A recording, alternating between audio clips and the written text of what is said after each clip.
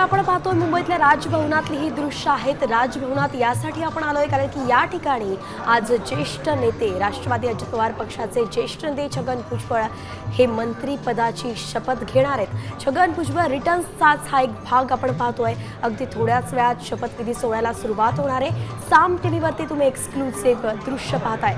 रुपाली बडवे आपल्या प्रतिनिधी आपल्यासोबत जोडल्या गेल्यात। रुपाली, काय सांगाल सध्याची ताजी अपडेट?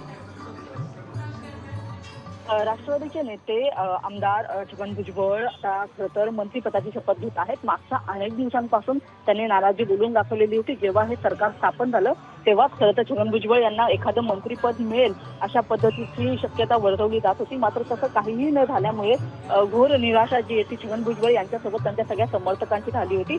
आणि आज आपण पाहत आहोत की मागच्या काही दिवसांपूर्वी मंत्री धनंजय मुंडे यांचा मंत्रिपदाचा राजीनामा झाल्यानंतर खरं तर ही जागा आता कुणाला मिळेल किंवा त्या संदर्भातला काय निर्णय होईल, कोणत्या नवीन व्यक्तीला मंत्रिपदाची शपथ दिली जाईल अशा अनेक चर्चा सुरू होत्या।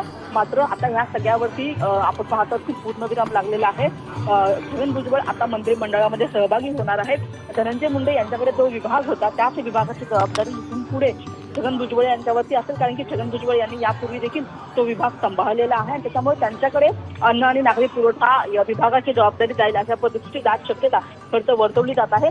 सध्या राजभवनामध्ये आपण बघितलं तर राजभवनामध्ये शपथविधीची जी संपूर्ण तयारी जी आहे ती झाल्याचं पाहायला मिळत आहे। आणि दुसऱ्या बाजूला आपण बघतोय की महायुतीचे सगळेच महत्त्वाचे नेते मंडळी या ठिकाणी आलेले आहेत। सरकारमध्ये सगळे मंत्री जे आहेत ते या ठिकाणी दाखल झालेले आहेत आणि त्यांच्या सगळ्यांच्या उपस्थितीमध्ये खरं तर आता हा शपथविधी सोहळा खरं तर पार पडताना पाहायला मिळत आहे।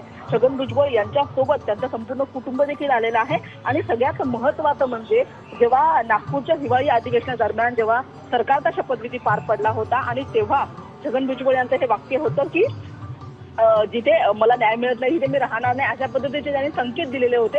मात्र आताचं चित्र आपल्याला वेगळं पाहायला मिळतं। छगन भुजबळ काहीच वेळापूर्वी माध्यमांशी बोलत होते आणि त्यांचं असं म्हणणं होतं की आपण पाहतोय मात्र रुपाली की हीच नाराजी आता दूर झाल्याचं कळतंय, कारण की त्यांचं ताजं वाक्य आहे की ज्याचा शेवट चांगला ते सगळं चांगलं, आणि त्यानुसार आता त्यांची नाराजी दूर झाल्याचं कळतंय। आज ते मंत्रिपदात समाविष्ट होत आहेत। धन्यवाद। अति सविस्तर अपडेटसाठी वेळोवेळी आपल्याकडून प्रत्येक घडामोडीची ताजी अपडेट घेत राहू।